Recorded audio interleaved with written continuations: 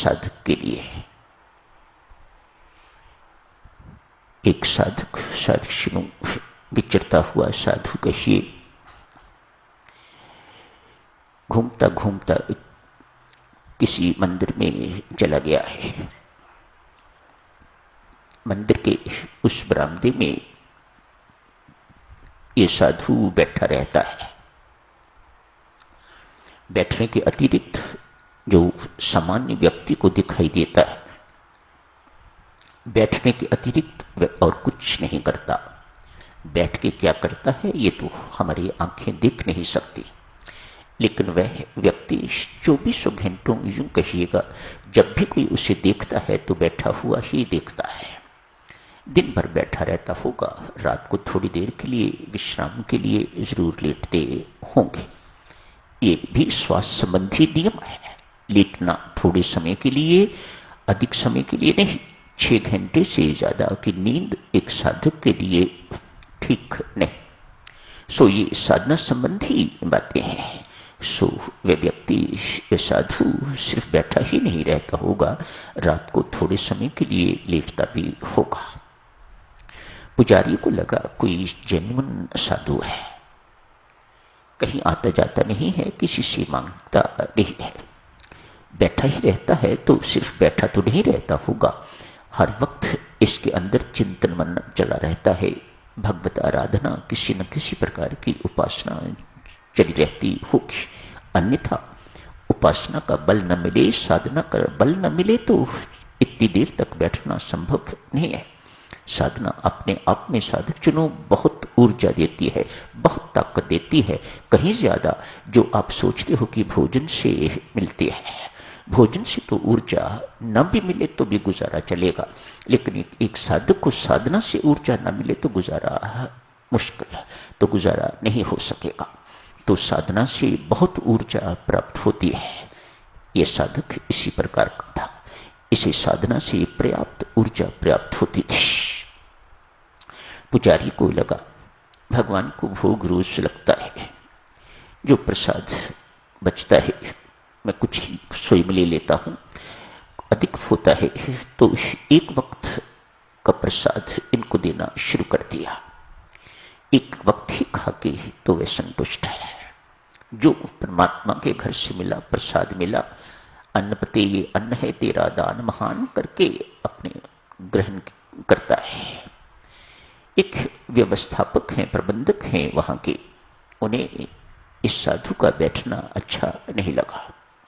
अतएव पुजारी से कहते हैं इस बेकार आदमी को क्यों भोजन देते हो, कुछ करता क्यों नहीं, ये हट्टा कट्टा है, कुछ काम करे, कुछ कमाई करे और खाए, ये बिना कमाई के बिना कुछ किए हुए खा जा रहा है, बेकार, मत दो इसे खाना।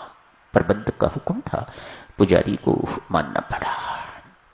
इस साधु को पता लग गया है कि प्रबंधक इस प्रकार का हुक्म दे गए हैं।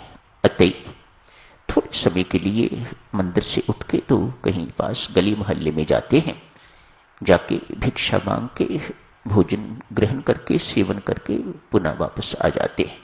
आधे घंटे के अंदर लिखा है, आधा घंटा आना जाना, आधे घंटे में भोजन इत्यादि करके पुनः वापस आ जाते हैं।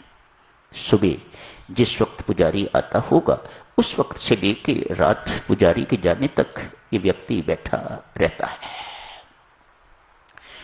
प्रबंधक को यह भी पता लग गया कि आधा घंटा जाता है कहीं बाहर भिक्षा मांग के खा के, तो फिर यहां इसी पर आसन जमा के बैठा रहता है।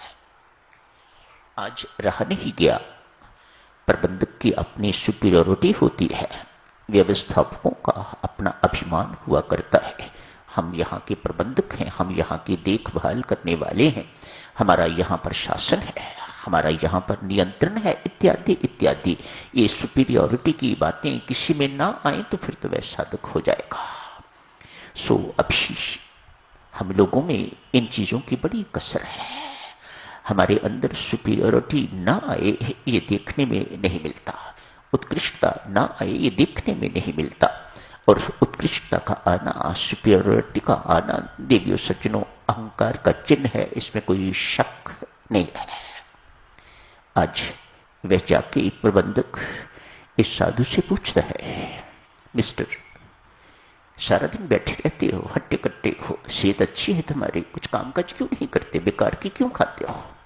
कुछ डांट भरे शब्द इस प्रकार से प्रयोग किए। संत ने इशारा किया, बैठ जाओ। कहा 5 मिनट के बाद मैं उत्तर दूंगा। 5 मिनट हुए, व्यवस्थापक ने फिर पूछा, मेरी बात का उत्तर नहीं दिया आपने। 5 मिनट और रुको, 5 मिनट के बाद उत्तर दूंगा। चिढ़ गया, इसको पता नहीं मैं कौन हूं। ये मन में इस प्रकार के विचार अस्वाभाविक नहीं है, आते हैं। ये जानता नहीं मैं यहां का कौन हूं, इत्यादि इत्यादि। तीसरी बार फिर कहा, आपने मेरी बात का अभी तक उत्तर नहीं दिया। क्रुद्ध हो गए।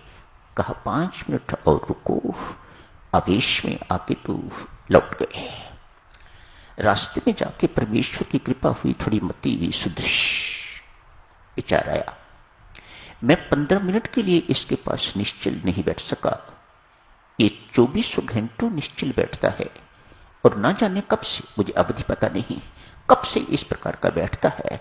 कितना इसके शरीर पर, इसके मन पर, इसकी बुद्धि पर, इसकी वाणी पर कितना नियंत्रण होगा।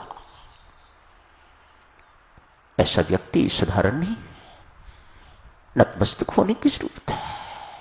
श्रद्धा नत होके वापस गया, जाके पुजारी से कहा, इस महात्मा को भोजन देने से कभी इनकार नहीं करना, देते रहो, निरंतर इसे देते रहो। साधना का शुभारंभ देवियों सज्जनों काया के साधनों से। हमारी काया बिल्कुल स्वस्थ होनी चाहिए। श्वास संबंधी सारे नियमों का हमें पालन करना चाहिए, कम खाना चाहिए, संयमी जीवन हो। एक साधक का जीवन यहां से शुरू होता है, साधना तो बाद में शुरू होती है। माता, साधना ऐसे ही शुरू नहीं हो जाती। जिसको आप साधना समझते हो कि जब करते हैं बस ये साधना है, तो कुछ भी नहीं है। जीवन पहले संयमी बनाइएगा, फिर साधना का शुभारंभ होता है। ऐसे नहीं, साधना करते करते जो मन में आया कह दिया, जो मन में आया खा लिया, जितना सोना चाहे उससे अधिक सो लिया, इत्यादि इत्यादि। इससे साधना आप सोचो कि कभी सफल हो जाएगी, तो ऐसा शास्त्र सहमति नहीं देता, अनुमति नहीं देता। आपको शास्त्र के अनुसार चलना पड़ेगा यदि आप चाहते हो कि आपकी साधना सफल हो, यदि आप चाहते हो कि आप कहीं पहुंचो। आखिर साधना है क्या? अपूर्णता से पूर्णता की ओर ले जाने वाली यात्रा साधना है। दुर्गुण दोष युक्त व्यक्तित्व को दुर्गुण रहित बनाने की, दिव्य जीवन बनाने की साधना की जो यात्रा है, इसे साधना कहा जाता है। ये वह है मोक्ष प्राप्ति के लिए, प्रभु प्राप्ति के लिए, दिव्य जीवन व्यतीत करने के लिए, एक इंसान बनने के लिए, एक साधक बनने के लिए, एक नेक इंसान बनने के लिए, दूसरों को सुख पहुंचाने वाला बनने के लिए, एक अच्छा पड़ोसी बनने के लिए ये यात्रा, इसे साधना कहा जाता है। पराविद्या के अंतर्गत आती है ये साधना। क्या है? पराविद्या के अंतर्गत आती है। पराविद्या उसे कहा जाता है साधक्षरु, जो हमें परमात्मा की ओर मोड़े, जो हमें परमात्मा की प्राप्ति के साधनों के बारे में बताए। स्वामी जी महाराज जिसकी चर्चा कर रहे हैं ये पराविद्या है। शेष संत महात्मा कहते हैं अविद्या। संतों महात्माओं की घोषणा देखो, इकोनॉमिक्स पढ़ी, फिलॉसफी पढ़ी, पॉलिटिकल साइंस इत्यादि इत्यादि, डॉक्टरी पढ़ी इत्यादि इत्यादि, जो कुछ भी है, ऐसी विद्या कोई भी जो अभिमानी बनाए आपको, उसे अविद्या कहा जाता है।